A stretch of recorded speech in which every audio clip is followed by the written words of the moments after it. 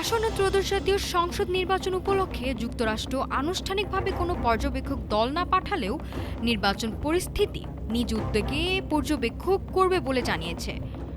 এই বিষয়ে আজ নির্বাচন কমিশনের সঙ্গে বৈঠক করেছে ঢাকাস্থ মার্কিন দূতাবাসের একটি প্রতিনিধি দল।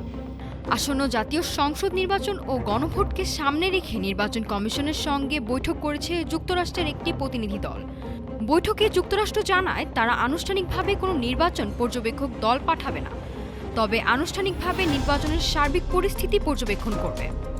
বৈঠকে যুক্তরাষ্ট্রের প্রতিনিধি দল নির্বাচন ব্যবস্থাপনা, বিশেষ করে পোস্টাল ব্যালট ব্যবস্থাপনা নিয়ে আগ্রহ প্রকাশ করে। নির্বাচন কমিশন তাদের প্রস্তুতির বিস্তারিত তুলে ধরে এবং নমুনা ব্যালট প্রদর্শন করে। আইনশৃঙ্খলা পরিস্থিতি নিয়েও আলোচনা হয় বৈঠকে।